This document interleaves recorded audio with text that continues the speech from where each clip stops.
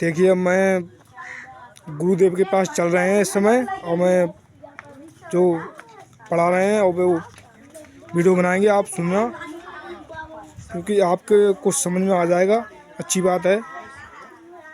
सुख, यही संक्षेप से सुख और देखिए आपको जानना चाहिए। जो पकड़ लो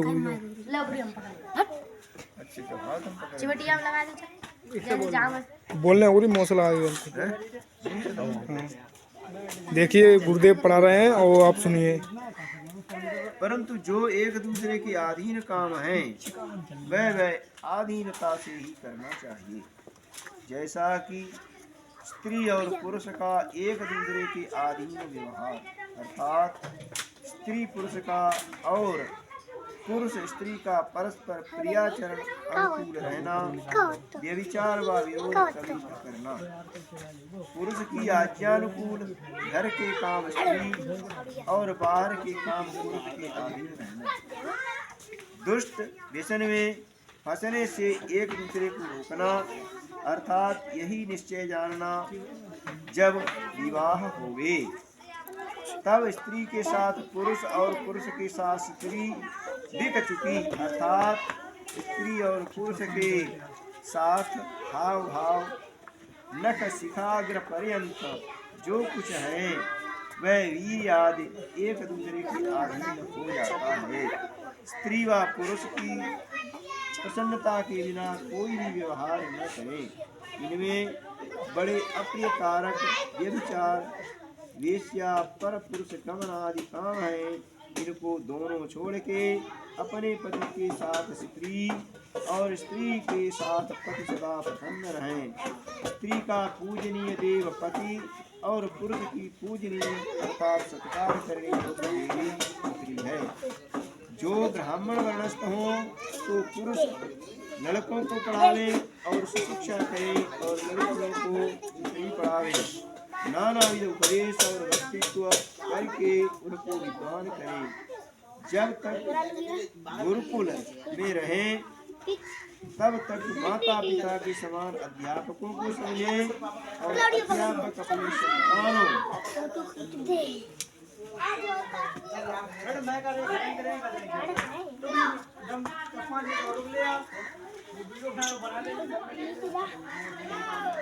संतानों के समान शिष्यों को समझें।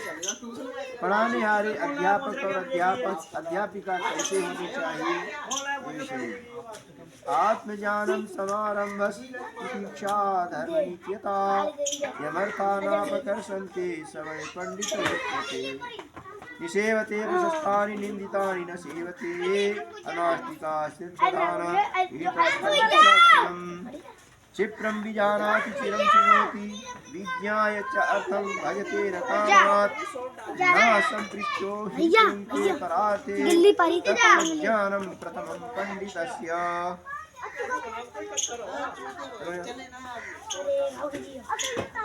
न प्राप्यभिवाञ्छन्ति नाष्टं नेच्छन्ति शोचितम् आपत्सु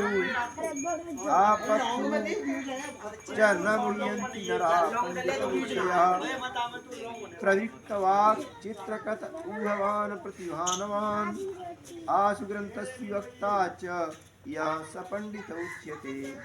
श्रुतं प्रज्ञानुगम्यस्य प्रज्ञा चैव सुतानुगा असंभिन्नम आयु मर्यादा पंडिताक्षर। ये सब महाभारत उद्योग पर्व विदुर प्रजागर अध्याय 33 के श्लोक है, जिसको आत्मज्ञान सम्यक आरंभ अर्थात जो निकम्मा आलसी कभी न रहे, सुख दुख हानि लाभ मान अपमान निंदा स्तुति में हर्ष शोक कभी न करे, धर्म ही में नित्य निश्चित रहे, इसके मन को उत्तम उत्तम पदार्थ अर्थात विषय संबंधी वस्तु आकर्षण न कर सके, वही पंडित कहता है।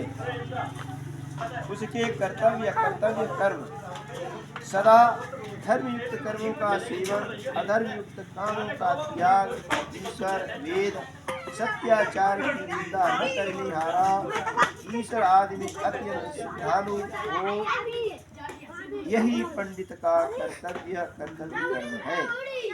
वह कैसा हो?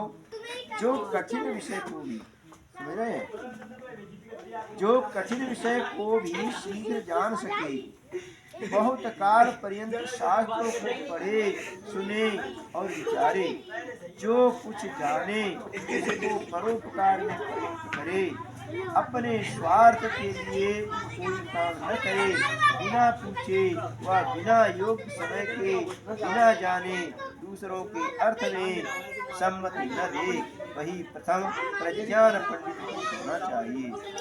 हाँ। जो प्राप्त